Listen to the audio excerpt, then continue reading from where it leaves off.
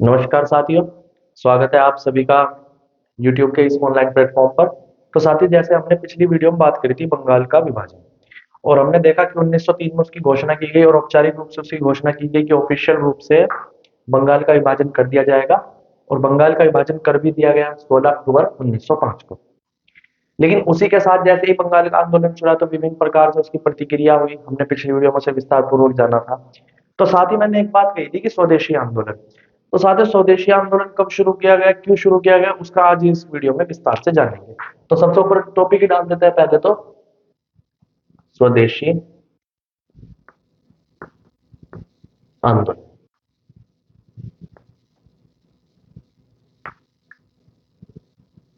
अगस्त 1905। बंग भंग आंदोलन भी इसी का नाम है, स्वदेशी आंदोलन का ही।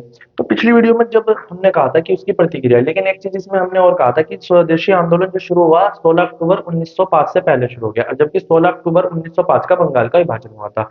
लेकिन ऑफिशियल घोषणा हो चुकी थी तो उसी के विरोध में यह आंदोलन आपका शुरू कर दिया गया। फिर मैंने कहा था किसी भी टॉपिक को पढ़ने के लिए हम उसके जितने डायमेंशन बन सकते हैं उतने डायमेंशन हम उसके बना लेते हैं, कि उस डायमेंशन के अंतर्गत हम क्या क्या इसके अंतर्गत बना सकते हैं। कि जैसे कोई भी आंदोलन आपसे ये तो नहीं पूछेगा कि ये डायमेंशन है, हम उसे पढ़ने के क्रम में और अच्छे से समझने के क्रम में, रिलेट करने के क्रम कि इससे हमारे ज्यादा से ज्यादा क्वेश्चन बन सके, चीजें रिलेट हो सके, तो हम उसके लिए उसे कई डायमेंशन में बात कर लेते हैं। इससे पहले मैं अपनी इस वीडियो में एक चीज आपसे चर्चा करूंगा, तो चलिए उसे लास्ट में चर्चा करते हैं। बहुत बड़ा सरप्राइज लेकर आया है आपके लिए इस यूट्यूब चैनल पर, जो लगभग 1 या 2 नवंबर से आपको मिलना शुरू होगा। उसके बारे में बाद में बात करेंगे, पहले हम अपने टॉपिक पर ही बात करेंगे। तो स्वदेशी आंदोलन का मूलतः कारण क्या था, सबसे पहले हम इसमें पढ़ने के क्रम में हम अपने डायमेंशन ऐसे तोड़ देते हैं ताकि समझने में आसानी और क्वेश्चन ज्यादा से ज्यादा बने, परीक्षा के अंतर्गत आने वाला कोई भी क्वेश्चन हमारे हाथ से ना बचे। चीजों को तैयार करने का यही एक तरीका होता है। तो सबसे पहले हम बात करेंगे इसका कारण, कि स्वदेशी आंदोलन किन कारणों से शुरू किया, किन कारणों से शुरू किया, क्या ऐसे क्या कारण थे जिसके कारण स्वदेशी आंदोलन शुरू किया गया। तत्पश्चात किसी भी आंदोलन को चलाने के क्रम में कुछ कार्यक्रम निर्धारित किए जाते हैं, कुछ कार्यक्रम बताया जाता है कि उसके अंतर्गत कार्यक्रम क्या क्या, मतलब किस किस कार्यक्रम को किया गया। तत्पश्चात हम इसके अंतर्गत बात कर रहे होंगे अपने कार्यपद्धति की, कि किस कार्यपद्धति के तहत यह आंदोलन शुरू किया गया, क्या कार्यपद्धति अपनाई गई।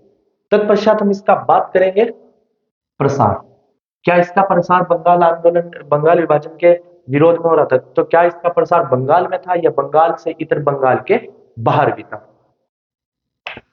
तो बंगाल से बाहर भी था क्या। तत्पश्चात हम इसके अंतर्गत बात करेंगे इसका सामाजिक आधार क्या था।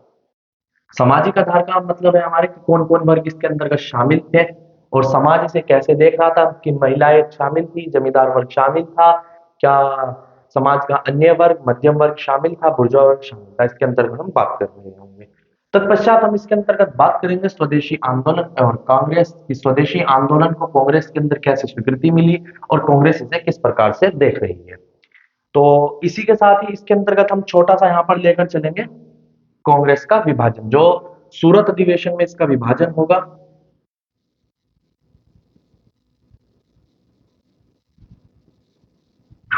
1907। इसका विभाजन कांग्रेस का, कांग्रेस के अंतर्गत विभाजन होगा। और बात करेंगे कि विभाजन क्यों हुआ, यहाँ पर डाल देते हैं कांग्रेस का विभाजन, कांग्रेस विभाजन, कि कांग्रेस का विभाजन क्यों, तो हम ये टॉपिक जान लेंगे। तत्पश्चात हम इसके देखेंगे कि स्वदेशी आंदोलन के प्रति सरकार की क्या प्रतिक्रिया है, अर्थात ब्रिटिश सरकार इसे किस प्रकार से देख रही है, ब्रिटिश सरकार इसके अंतर्गत किस प्रकार से प्रतिक्रिया कर रही है। ये सब चीजें हम इसके अंतर्गत देख लेंगे। तत्पश्चात हम इसके योगदान, क्या राष्ट्रीय आंदोलन में इसका क्या महत्वपूर्ण योगदान रहा, किस प्रकार से इस आंदोलन को स्वीकृति मिलती है, इसका योगदान क्या रहा आगामी नए आंदोलनों में, या राष्ट्रीय आंदोलन इसके अनुसार आगे कैसे बढ़ेगा, और उसका फिर मूल्यांकन करेंगे कि इसका पॉजिटिव क्या रहा, मतलब सकारात्मक क्या क्या रहे, नकारात्मक क्या क्या रहा, और इसका नकारात्मक या कमी क्या क्या रही। तत्पश्चात हम इसके निष्कर्ष पर पहुंचेंगे। ये हमारा फाइनल। तो इसके अंतर्गत हमें ये डायमेंशन कवर करना है। सबसे पहले हम इसकी कारणों पर चर्चा करें तो कारणों पर चर्चा में सिर्फ इसका एक ही आएगा कि बंगाल विभाजन के विरोध में स्वदेशी आंदोलन शुरू किया गया। सबसे पहले बस इसमें कुछ नहीं डालना, यहाँ पर डाल देना है आपका बंगाल विभाजन के विरोध।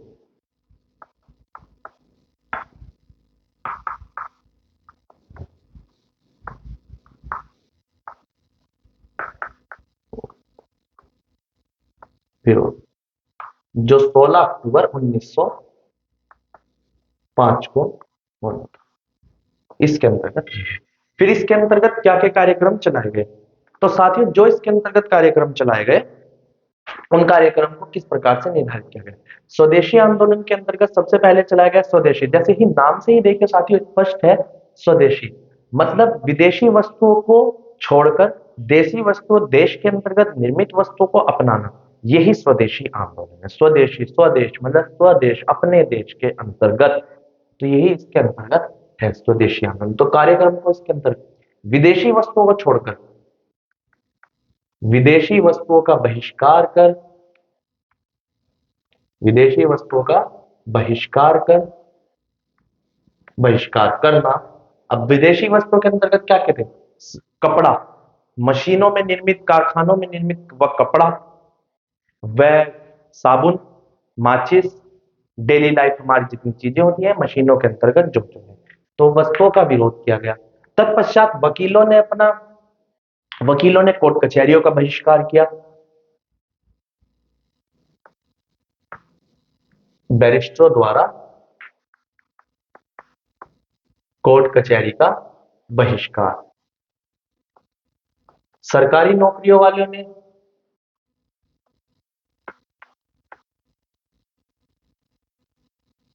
सरकारी नौकर वर्ग ने बहिष्कार किया नौकरियों का। और सबसे महत्वपूर्ण ये इसके अंतर्गत कार्यक्रम है, विद्यार्थियों द्वारा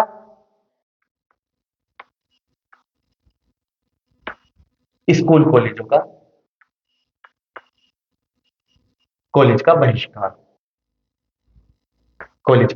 किया गया। और महिलाओं द्वारा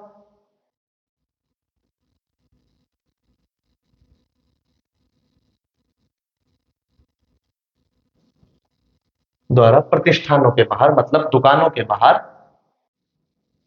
धरना प्रदर्शन, हाय हाय नारे लग रहे हैं, हाय हाय के। तो इसके अंतर्गत सबसे पहले कार्यक्रम के अंतर्गत जो हम बात करेंगे, इसके अंदर हम बात कर रहे हैं स्वदेशी आंदोलन के कार्यक्रम के अंतर्गत जो लक्ष्य निर्धारित किए गए उसके कार्यक्रम निर्धारित किया गया। विदेशी वस्तुओं का यथा कपड़ा, उदाहरण स्वरूप कपड़ा इत्यादि का बहिष्कार किया गया। तत्पश्चात वकीलों द्वारा केस लड़ने के लिए, यूरोपियों के, ब्रिटिशर्स के केस लड़ने के लिए मना कर दिए गए और कहा कि हम केस नहीं लड़ेंगे और इस न्याय पद्धति का हम पालन नहीं करते क्योंकि एक विदेशी संस्था द्वारा चली गई। और सरकार जितना सरकारी वर्ग था उन्होंने सरकारी नौकरी की बहिष्कार किया कि हमें इसमें नौकरी नहीं करनी है। तत्पश्चात सरकारी नौकर पर बहिष्कार किया और विद्यार्थियों द्वारा बड़ी संख्या में स्कूल और कॉलेज का बहिष्कार किया गया कि हम स्वदेशी अपनाएंगे और इसको हम नहीं करेंगे।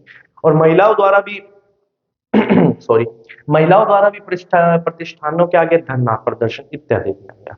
तो साथ ही अगर हम एक महत्वपूर्ण देखें, एक राष्ट्रीय शिक्षण स्कूल कॉलेजों की राष्ट्रीय स्कूल कॉलेजों की स्थापना हो चुकी है और राष्ट्रीय शिक्षण संस्थान की स्थापना कर दी जाती है।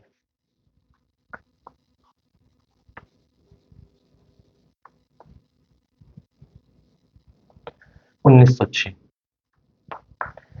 सौ छह के अंतर्गत राष्ट्रीय शिक्षण संस्थानों की स्थापना कर दी जाती है, जिसे आज एनसीईआरटी के नाम से हम सभी लोग जानते हैं।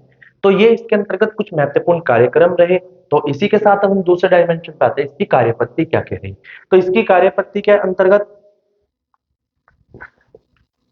तो साथ ही अगर हम इसके कार्यक्रम के अंतर्गत एक चीज और देखें, यहाँ पर एक डायमेंशन और जोड़ देते हैं। कार्यक्रम के अंतर्गत लोगों को स्वदेशी आंदोलन के अंतर्गत अगर हम बात करें तो देखा जाए तो इसके अंतर्गत जितने भी अब तक कांग्रेस की स्थापना के बाद राष्ट्रीय आंदोलन चल रहा था, कुछ मुट्ठी भर लोगों के द्वारा, शिक्षित वर्गों द्वारा राजनीति का संचालन किया गया। लेकिन स्वदेशी आंदोलन पहला ऐसा आंदोलन था जिसके अंतर्गत बहुत बड़ी संख्या में और बहुत बड़ी मात्रा में जन भागीदारी भी उपस्थित हुई। उसमें कुछ विभिन्न नेता, तिलक, अरविंदो घोष, बिपिन चंद्रपाल इत्यादि नेताओं द्वारा, ये सब चीजें आप नोट करते चले, तिलक, अरविंदो घोष, बिपिन चंद्र पाल द्वारा, कुछ राष्ट्रवादी नेताओं द्वारा जन आंदोलन को अपनाने को उसमें भागीदारी के लिए काम किया। जैसे तिलक द्वारा गणेश महोत्सव और शिवाजी महोत्सव शिवाजी महोत्सव, गंगा स्नान, गंगा स्नान इत्यादि चीजें कराई गई जन भागीदारी को, कि ज्यादा से ज्यादा लोग इसमें बढ़े, ज्यादा से ज्यादा लोग इसमें पार्टिसिपेट करें, और इसी उद्देश्य के साथ ये अपना कहा गया। तो साथ ही इसके अंतर्गत हम देखते हैं विभिन्न समितियों का गठन किया गया, लोगों को जोड़ने के लिए विभिन्न समितियों का गठन किया गया, कि ताकि लोग जुड़े, समिति के माध्यम से उनके बात विचारों को रखें। विभिन्न पत्र पत्रिकाओं का इसके अंतर्गत प्रकाशन भी किया गया, वो संजीवनी हो, देव देशबंधु मित्र द्वारा लिखित इत्यादि उसका किया गया। तो साथ ही कांग्रेस अपने 1905 के अधिवेशन में, बनारस अधिवेशन में स्वशासन की मांग को एक्सेप्ट करती है। बनारस में उनका अधिवेशन हुआ, स्वशासन की मांग को एक्सेप्ट करती है। तो कलकत्ता अधिवेशन पहली बार स्वराज की मांग को भी समक्ष रखती है। ये इसके अंतर्गत कुछ कार्यक्रम रहे। तो अगर हम इसके अंतर्गत कार्यपद्धति की बात करें, तो आंदोलनकारियों द्वारा विभिन्न संस्थाएं बनाई गई, कमेटियों का गठन किया गया। अब वो कमेटियों का गठन करने का उद्देश्य सिर्फ एक ही था कि राजनीतिक, जैसे किसी भी आंदोलन हो उसे राजनीतिक, आर्थिक, सामाजिक आधार देना, तो राजनीतिक आधार देने के लिए विभिन्न समितियों, कमेटियों का इत्यादि का गठन किया गया। उदाहरण के लिए अगर हमने अश्विनी कुमार द्वारा गठित, इसे हम यहां पर ले लेते हैं कार्यपद्धति। अश्विनी कुमार द्वारा, उदाहरण है अश्विनी कुमार द्वारा गठित, ये दिख रहा होगा, ये इसके अंदर राजनीतिक प्रसार में है, ठीक है। सॉरी, अश्विनी कुमार द्वारा गठित स्वदेशी बांधव समिति, स्वदेशी बांधव समिति,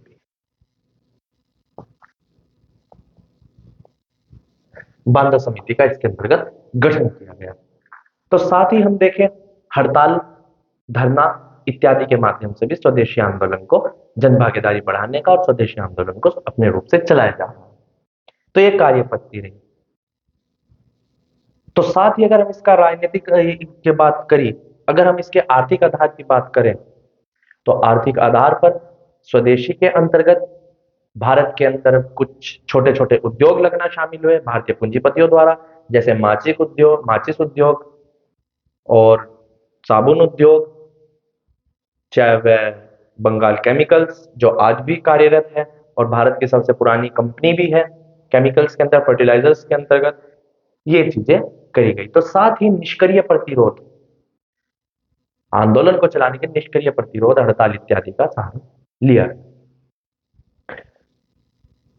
ये चीजें इसके अंतर्गत कार्यपद्धति में रही। यहां पर लिख लेते हैं निष्क्रिय प्रतिरोध,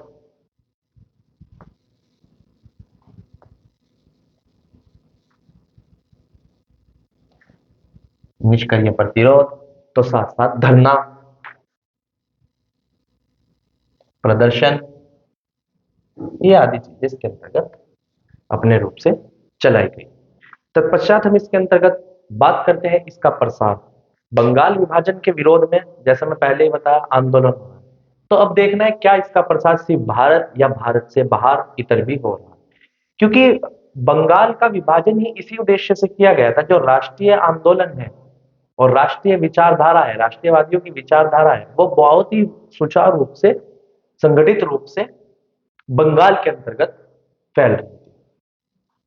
और ब्रिटिश सरकार का मानना था बंगाल का विभाजन कर दिया गया तो उस राष्ट्रीय आंदोलन को कुचल दिया जाए। इसी के अंतर्गत वे लोग बंगाल का विभाजन करते हैं। तो जैसे कि आप जानते हैं, एक फेमस इतिहासकार हैं, उन्होंने कहा कि कुछ बुरे शासक भी अच्छा परिणाम देते हैं, कर्जन के संबंध में उन्होंने कहा। तो ऐसा क्यों कहा?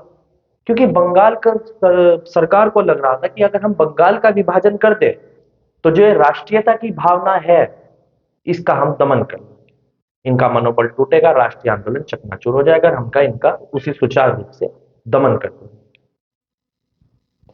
लेकिन ऐसा हुआ नहीं। बंगाल के विभाजन के साथ ही बंगाल विभाजन का विरोध, जो सिर्फ राष्ट्रीयता की भावना अभी बंगाल में पनप रही थी, अपना विकसित रूप धारण कर रही थी, और वो भारत के संपूर्ण भारत के विभिन्न कोनों के अंतर्गत फैलने लगी। जो ही बंगाल का विभाजन होता है, स्वदेशी आंदोलन चलाया जाता है, और उग्रवादियों के द्वारा, जैसे आप जानते हैं कांग्रेस के अंतर्गत दो दल हो चुके थे, उग्रवादी और उदारवादी। उग्रवादियों के द्वारा इस आंदोलन का पूरे भारत में समर्थन किया जाने लगा, और बंगाल विभाजन का विरोध संपूर्ण भारत में होने लगा, और इसी के साथ स्वदेशी आंदोलन भारत के कोने कोने में चलने लगा। वह हम मैप के माध्यम से देखें कहां कहां इसका विरोध हुआ।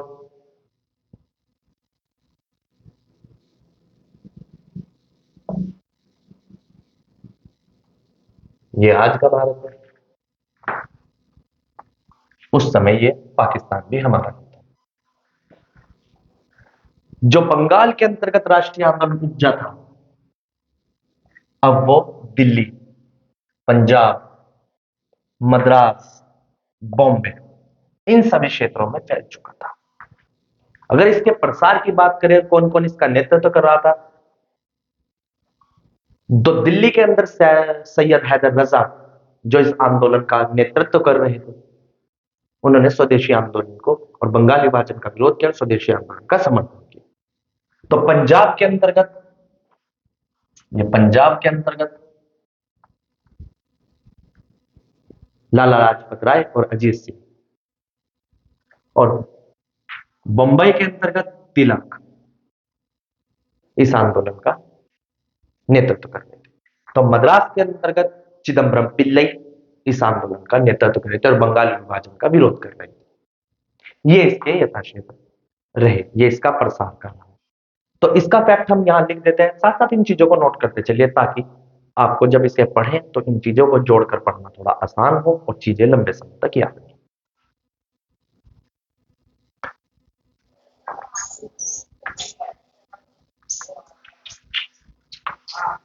प्रसार दिल्ली के अंतर्गत सैयद हैदर रजा,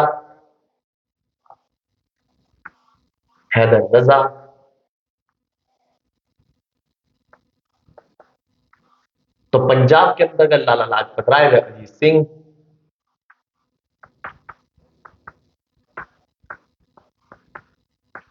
बंबई के अंतर्गत आपके तिलक,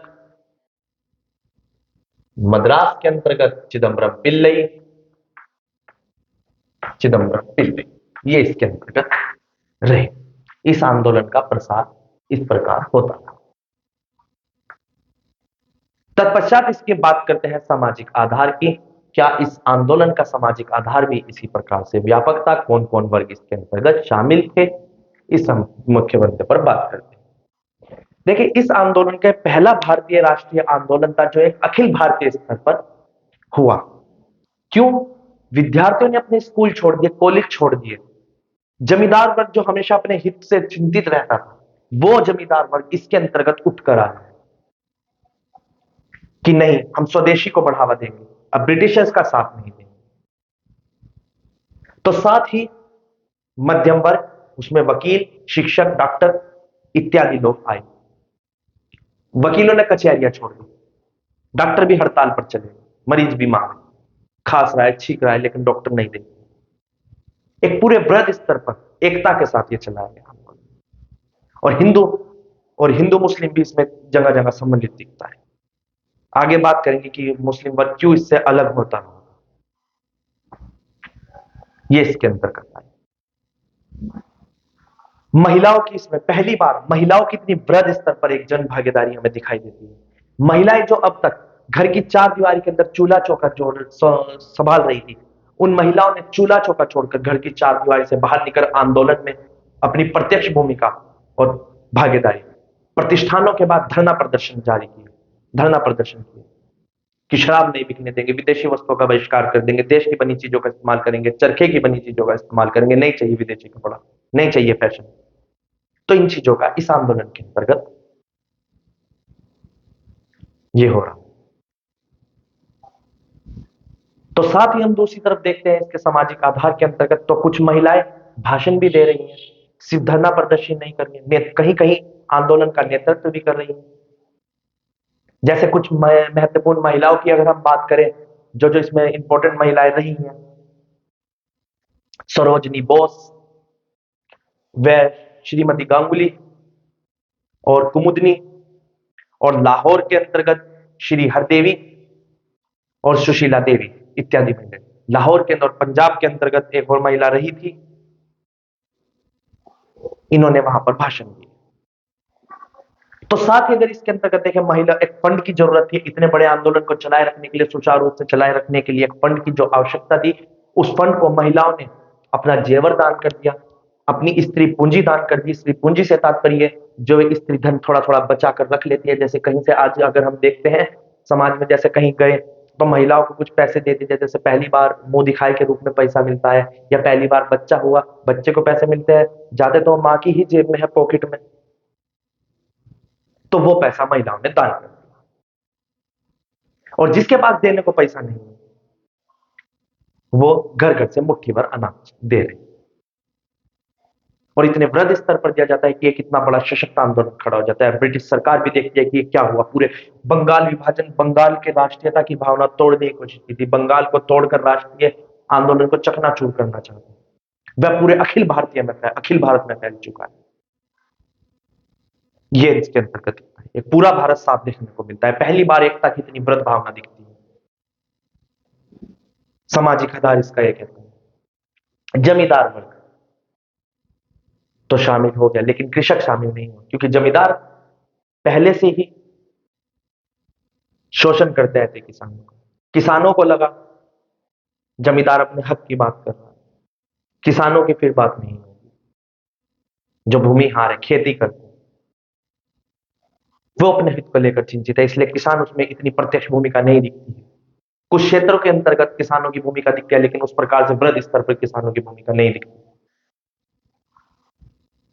तत्पश्चात इसके अंतर्गत कुछ मुस्लिम समुदाय इससे यथा पृथक रहा, और जिसका मुख्यतः कारण भी यही था कि आंदोलन पूरी एकता को नहीं दिखा पाए। क्योंकि इसके अंतर्गत मुस्लिम का शामिल न होने का कारण क्या था? आंदोलन को चलाए रखने के लिए कार्यपत्ति के अंतर्गत शिवाजी आंदोलन, शिवाजी महोत्सव, गणेश महोत्सव, गंगा स्नान का नारा दिया जा रहा है जन भागीदारी को बढ़ाने के लिए। तो मुस्लिम को लगा ये सिर्फ हिंदुओं का आंदोलन है, इसमें मुसलमानों की बात नहीं है, इसलिए मुस्लिम वर्ग इससे पृथक रहा, जो इसका एक कमजोरी भी है और सांप्रदायिकता को इसकी जन्म देता है। किसी भी टॉपिक को समझने के लिए अगर हम पाकिस्तान का विभाजन देखें, तो पाकिस्तान अलग क्यों बना, उसके लिए हमें इतिहास खंगालने की जरूरत है, कमजोरियों को देखने की, इतिहास में कहां कहां गलती हुई है, जिसका परिणाम आज है।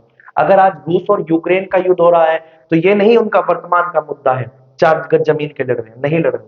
रूस के लिए सम्मान की बात है, क्योंकि वो अपनी शुरू से एशिया में कम और यूरोप में दिखाता है कि मैं यूरोपीय हूं। सम्मान की बात है।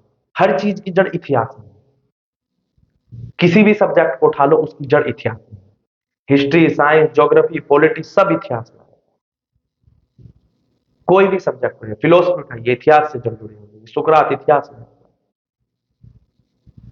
तो यहां पर सांप्रदायिक थोड़ा सा रूप देखने को मिलता है, रोकने उनकी मंशा ये नहीं थी, लेकिन हो गया, तो मुस्लिम वर्ग इससे पृथक रहा।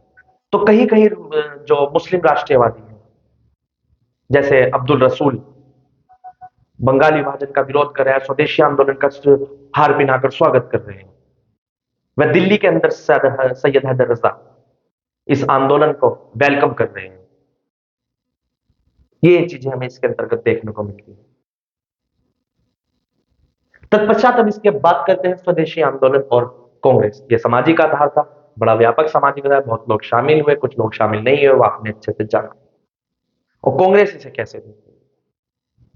कांग्रेस का विभाजन का भी हमने कहा था कि इसी के साथ हम कांग्रेस के अंतर्गत विभाजन क्यों है वो चीजें देखेंगे। जब आंदोलन हो रहा था, कांग्रेस के अंतर्गत दो थे, उदारवादी और उग्रवादी, या जिसे कहिए नरम दल और गर्म दल।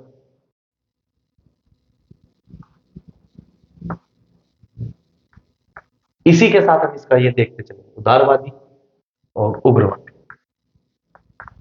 उग्रवादी में लाला लाला लाजपत राय, तिलक इत्यादि लोग रहे। इसके अंतर्गत दादा उदारवादी के दादा भाई नौरोजी, रास बिहारी बोस इत्यादि इसके अंतर्गत। उदारवादियों का मानना था कि बंगाल के विभाजन का जो स्वदेशी आंदोलन है वह सिर्फ बंगाल तक सीमित है, बंगाल के बाहर उसका ना हो प्रसार, प्रसार बंगाल के बाहर।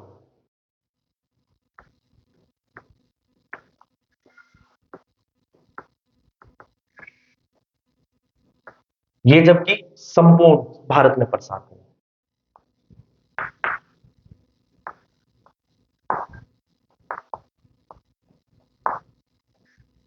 और ये आंदोलन किस प्रकार से चलाए रखना चाहते थे उदारवादी? ज्ञापन पत्र देकर, चिट्ठी देकर, प्रार्थना पत्र लिखकर ये विज्ञापन को चलाए रखने की बात करते हैं। और बड़ी सशक्त जन भागीदारी की बात नहीं करते कि लोग इसमें शामिल हुए, नहीं चाहते।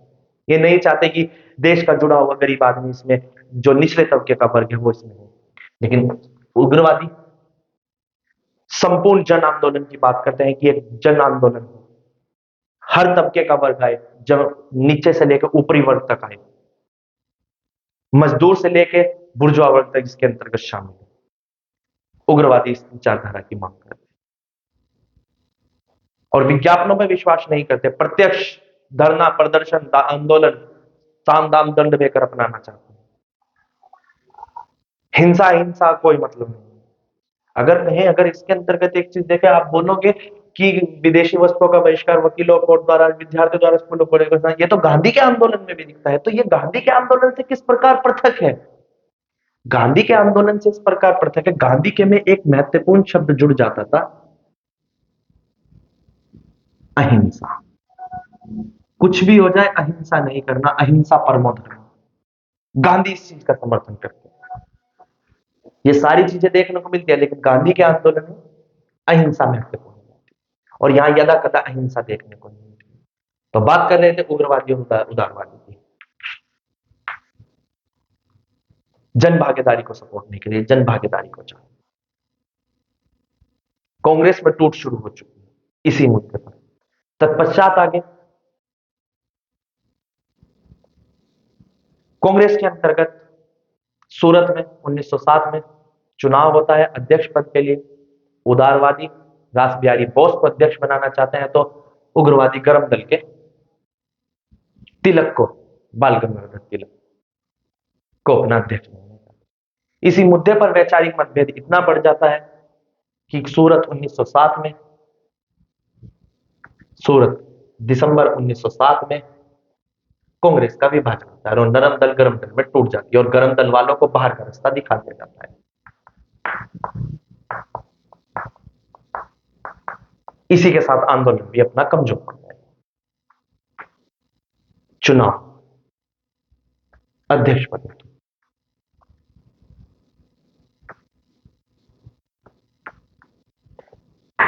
बाहर का रास्ता दिखा दिया गरम दल उग्रवाद।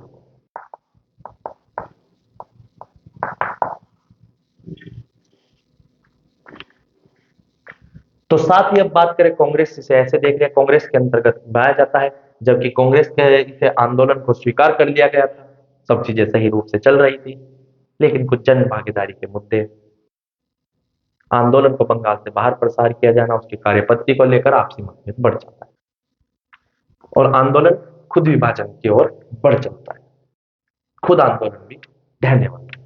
अब इसके अंतर्गत बात करें कि सरकार की प्रतिक्रिया इसे किस प्रकार है। देखिए, स्वदेशी आंदोलन जब चल रहा था तो सरकार भी इससे भयभीत होने लगी कि पहली बार इतने बड़े स्तर पर इतना राष्ट्रीय आंदोलन उठ खड़ा है कि पूरा अखिल भारत देख रहा है। सरकार भी डगमगाने लगी, उनका राष्ट्र अपना जो उनका हित था, औपनिवेशिक हित था, उन्हें लगा कहीं बाधित ना हो जाए। इस सब के लिए उन्होंने कुछ प्रयास जारी किए। जैसे आंदोलन को कमजोर करने के लिए उन्होंने 1905 में अक्टूबर में कर्जन के द्वारा एक कार्लाइल एक्ट लाया गया, कार्लाइल सर्कुलर 1905 में कर्जन द्वारा लाया गया। तो उसके पश्चात ही राजद्रोह सभा 1907 लाया गया, एक्ट लाया गया एक और विभिन्न पत्र, जैसे बताया कि विभिन्न पत्र पत्रिकाएं लिखी जा रही थी उन्हें कमजोर करने के लिए, कि विभिन्न पत्र पत्रिकाओं का ये जो प्रकाशन रुके, जिससे राष्ट्रीयता की भावना बढ़ रही है, उसे कमजोर करने के लिए इन्होंने न्यूज़पेपर एक्ट 1908 लाया गया। तो साथ ही कहीं कहीं हिंसा हो जाती थी, बम इत्यादि फूट जाता था, तो विध्वंसक पदार्थ एक्ट लाया 1908 लाया गया फिर से। और फिर फाइनली आखिरी चोट इसे दी गई 1910 में, एक एक्ट लाया गया जिसे इंडियन प्रेस एक्ट कहा गया। ये इसके अंतर्गत लाया। ये कुछ फैक्ट है, इन्हें साथ साथ नोट करते भी चलिए। अगर जिज्ञासा हो तो गूगल पर जाइए, इसे गूगल करिए, गूगल का बढ़िया उपयोग वही है। ये इसके अंतर्गत चीजें ला दी,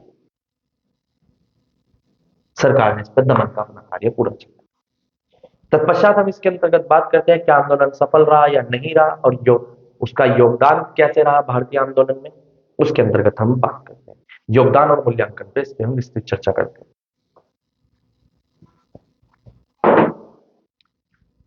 आंदोलन, जैसा कि मैं पहले ही बताया, किसी भी आंदोलन को सफल असफल इस आधार पर नहीं कहते क्या उसने अपने लक्ष्य को प्राप्त किया, नहीं, उसने क्या अचीव किया और किस प्रकार उसने आने वाले सालों को बदल दिया। हम किसी भी आंदोलन को इस आधार पर बात करते हैं।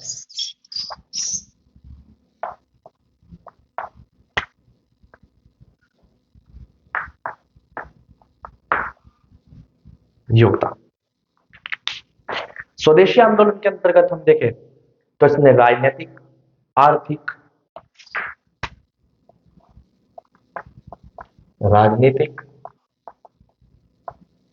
आर्थिक,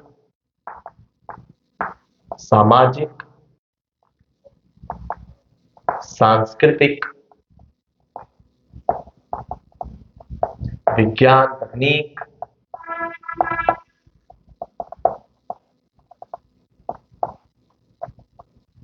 कला, विविध के अंतर्गत अपना योगदान दिया। राजनीति के अंतर्गत अगर हम इसकी बात करें तो स्वदेशी आंदोलन ने अपना जो शुरुआत किया, योगदान दिया,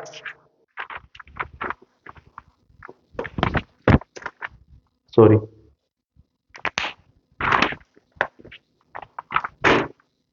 राजनीति के अंतर्गत हम इसकी बात करें क्या इसने योगदान दिया, तो विभिन्न कमेटियों का गठन किया गया, विभिन्न पत्र पत्रिकाएं लिखी गई, हड़ताल की एक नई पत्ती का विकास हुआ और निष्क्रिय प्रतिरोध को जन्म दिया। उधर भी लिखा था निष्क्रिय प्रतिरोध, मिटा दिया गया। विभिन्न पत्रिकाओं का समय आ चुका है और आपका हड़ताल किए जा रहे हैं। और जैसे कमेटी का बात बताया था, और स्वशासन से सबसे बड़ी राजनीतिक जो इसमें उपलब्धि रही, अब तक स्वशासन की मांग थी, अब स्वराज की मांग, स्वशासन से स्वराज की मांग की ओर बढ़ चले। राजनीतिक का सबसे महत्वपूर्ण योगदान रहा। अब तक स्वशासन चाहिए, अब स्वराज चाहिए, खुद राज करें। अब स्वशासन नहीं चाहिए, खुद शासन नहीं चलाएंगे, अब राज करेंगे। सबसे बड़ी इसकी उपलब्धि। तो साथ ही अगर हम देखें, तिलक द्वारा स्वराज की बात की जाए और कांग्रेस भी इसे एक्सेप्ट कर रही है कि स्वशासन नहीं चाहिए, स्वराज चाहिए। अगर हम आर्थिक के अंतर्गत बात करें, वह बंगाल केमिकल, साबुन बनाने का उद्योग, माचिस बनाने का उद्योग, छोटे छोटे उद्योग लगाए गए ताकि बेसिक नीड पूरी हो सके। पूरे भारत उन पर ब्रिटिशर्स पर स्थापित न हो। कपड़ा मिलों की स्थापना करने का प्रयास किया जा रहा है। तो बात करें सामाजिक आधार के अंतर्गत, महिलाएं जो अब तक घर में दबी कुछ नहीं मानी जाती, वे वृहद स्तर पर बाहर निकल कर आ रही है। शिक्षण संस्थानों की स्थापना हो रही है, देशी शिक्षण संस्थानों की स्थापना हो रही है। वह शिक्षा के अंतर्गत राष्ट्रीय शिक्षण संस्थान 1906 की स्थापना हो रही है। ये सब चीजें इसके अंतर्गत हो रही है। सांस्कृतिक क्षेत्र में अगर हम बात करें, विभिन्न पत्र पत्रिकाएं, कार्यक्रम, शिवाजी महोत्सव, गणेश महोत्सव, गंगा स्नान, नुक्कड़ नाटक, कथाएं, लोक कथाएं इत्यादि देश को बढ़ाने के लिए चल रही। तो विभिन्न पत्र पत्रिकाएं जैसे संजीवनी का लिखी जा रही है, देशी भावना से, राष्ट्रीयता की भावना से ये किताबें लिखी जा रही है। तो साथ ही अगर हम कला और विज्ञान के क्षेत्र में बात करें तो प्रफुल्ल चंद्र राय और जगदीश चंद्र बोस द्वारा शिक्षा विज्ञान के क्षेत्र में भी अतुलनीय योगदान दिया जा रहा है। और कला के क्षेत्र में, और जिसे कहें कला के क्षेत्र में, जिसमें साहित्य ले रहे तो बंगाल साहित्य, बंगला साहित्य का स्वर्णिम काल।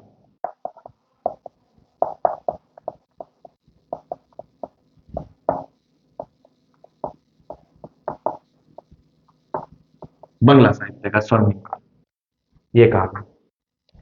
कला के अंतर्गत रविंद्रनाथ टैगोर बंग बंग माता का एक चित्र बनाते हैं, जिसे आज भारत माता के चित्र के रूप में जानते हैं। थोड़ा उसका मॉडिफाइड वर्जन है। अगर उसमें देखें तो चार हाथ और आसपास कमल के फूल, बंग माता, जिसे ये आगे भारत माता के आगे आप गूगल करके देखिए, बड़ा ही रोचक चित्र है। कला के अंतर्गत के विकास हो रहा है। तो साथ ही रविंद्रनाथ से अलग नंदलाल बोस कला के क्षेत्र में पहली बार छात्रवृत्ति वजीफे की प्राप्ति करते हैं। ये कला के अंतर्गत कार्य हो रहे हैं।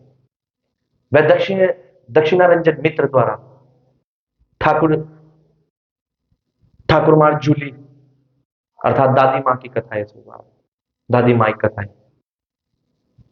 राष्ट्रीयता की भावना से कथाओं का प्रचलन 1910 में उसे बैन कर दिया गया, ताकि क्योंकि राष्ट्रीयता को बढ़ाती, आने वाली पीढ़ी नौजवानों में प्रसार कर रही थी राष्ट्रीयता की भावना का। ये इसका महत्वपूर्ण योगदान था। अगर यही अब इसके मूल्यांकन की बात करें,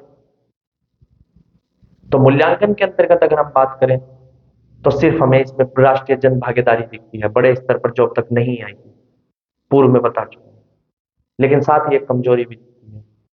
गंगा स्नान, शिवाजी महोत्सव, गणेश महोत्सव, धार्मिक क्रियाकलापों के द्वारा जो कथा तथाकथित हिंदूवादी थे, हिंदुओं को ज्यादा प्रमोट के, धर्म की संस्कृति को ज्यादा प्रमोट किया, तो मुस्लिम इसे कहीं सांप्रदायिक निगाह से देखेंगे। तो साथ ही सैयद अहमद खान की जो विचारधारा चल रही थी कि ब्रिटिशर्स का साथ देकर मुस्लिम वर्ग की उन्नति करें, वो भी इसके अंतर्गत चल रही है। वे चाहते थे कि मुस्लिम को आधुनिक शिक्षा से प्रसारित किया जाए, तथाकथित परंपरागत शिक्षा से बाहर निकाला जाए, जिसमें उनकी कोई ये था, ऐसा नहीं दिखता कि वे उन्हें अलग रखना चाहते। तो मुस्लिम इससे कहीं ना कहीं थोड़ा बहुत इससे अलग। तो साथ ही अगर हम देखें, सांप्रदायिकता का थोड़ा थोड़ा बीज यहीं से पनपने लगा। और इसी के साथ हम इसके निष्कर्ष की बात करें तो निष्कर्ष में वही 4 पॉइंट: नई सदी के साथ नए लक्ष्य, नई पत्ती, राष्ट्रीय आंदोलन को एक नई दिशा में ले जाने का प्रयास करता है। राष्ट्रीयता की भावना का विकास होता है, जन जन के अंतर्गत, जन जन के हृदय में राष्ट्रीयता की भावना का विकास होता है। तो सांस्कृतिक विकास की एक नई विचारधारा चलती है। कला, साहित्य, विज्ञान इत्यादि क्षेत्रों में भारतीय भी अपना योगदान देने लगते हैं। बड़ी संख्या में आईसीएस बनने भी लगते हैं, इंडियन सिविल सर्विस, जिसे आज तथाकथित आईएएस के नाम से जानते हैं। राष्ट्रीय शिक्षा, उद्योग इत्यादि का विकास इसके बाद देखा जा सकता है। तत्पश्चात राष्ट्रीयता का विकास, राष्ट्रवाद का विकास होता है। यही इस टॉपिक के अंतर्गत था। इससे इधर टॉपिक में कहीं नहीं जाना। अब इसे ही जब आप कहानी को सुनोगे तो एक बार सुना, 2-3 बार इसे पढ़ा, इसके साथ साथ इफेक्ट लिखिए, ये टॉपिक आपका सही। स्वदेशी आंदोलन के अंतर्गत आने वाला क्वेश्चन इसके अंतर्गत गलत नहीं है, ये मैं लिख, बस जरूरत है तो ध्यान लगाकर इसे पढ़ने, ये किया जाए। आपके आगे चीजों को समझने का तरीका है। कहानी को किस टॉपिक को देखो, स्वदेशी आंदोलन, उसे डायमेंशन में तोड़ लो कि उसकी क्या क्या डायमेंशन बन सकते हैं, और उन डायमेंशन को याद करते चलो और समय समय पर उन्हें रिकॉल करते चलो। यही इसका पढ़ने का एक साइंटिफिक तरीका है। और जैसे कि वीडियो की शुरुआत में कहा गया था कि आपसे एक बात करेंगे, आकाश सर के साथ मेरी बात हुई थी, और परीक्षा में आजकल करंट अफेयर का वेटेज काफी बढ़ता जा रहा है। तो इसी चर्चा में आकाश सर के साथ मेरी एक छोटी सी बात हुई थी, और हमने कहा करंट अफेयर का क्यों ना एक छोटा सा प्रोग्राम लेकर लिया जाए। तो डेली बेसिस पे 8 से 10 क्वेश्चन फॉर्मेशन में हम करंट अफेयर का एक छोटा सा प्रोग्राम है, और अगर उस पर ज्यादा अच्छा रिस्पॉन्स रहता है तो बहुत जल्द पूरे पूरे कंप्लीट बैच इस चीज के लेकर आए जाएंगे। जीएस के हो, मैथ्स, रीजनिंग इत्यादि के लाए जाएंगे, कार्यक्रम आपको बता दिया जाएगा। लेकिन उससे पहले जो करंट अफेयर का आ रहा है, डेली बेसिस पे करंट अफेयर आएगा, और करंट अफेयर को वीकली और मंथली रिवाइज भी कराया जाएगा। उसे ज्यादा से ज्यादा लाइक करें, शेयर करें, सब्सक्राइब। और कोई डाउट अगर तथ्यों से या टॉपिक से संबंधित आता है तो उसे आप कमेंट सेक्शन में पूछ सकते हैं या अन्य वीडियो के माध्यम से भी हमसे बताएं। तो करंट अफेयर का जो प्रोग्राम है, उम्मीद करता हूं करंट अफेयर का प्रोग्राम 1 या 2 नवंबर से आपका स्टार्ट कर। डेली बेसिस पे से देखना है दोपहर को। कोशिश तो ये रहेगी सुबह को अगर नहीं आता एक टाइम निर्धारित करेंगे, तो सुबह में निर्धारित करेंगे या शाम में। वैसे जहां तक मैं समझा मुझे शाम का समय ज्यादा इसके लिए सुलभ लगता है, समय सुकाल इसका शाम का ये प्रोग्राम का लेते हैं। तो चलिए आज की इस वीडियो में इतना ही। मिलते हैं किसी नए टॉपिक के साथ नई वीडियो में। दोनों टॉपिक को समझा दिया गया है, बंगाल का आंदोलन और बंगाल का विभाजन और स्वदेशी आंदोलन को मिलाकर पढ़ाया गया है। इस पूरे वीडियो को देखिए, इसे नोट कर लीजिए, उसके बाद इसे जिस आप बुक को पढ़ रहे हो, जिस बुक का रेफरेंस ले रखा है या जो आपको नोट्स दिया गया हो उसके माध्यम से इसे डिस्कस करिए। कोई समझ में टॉपिक में कहीं भी इश्यू आता है या डाउट होता है तो आप इसे पूछ सकते हैं। तो मिलते हैं एक नए सेशन में। तो तब तक के लिए बाय, टेक केयर, शुभ रात्रि, शब्बा खैर, नमस्कार।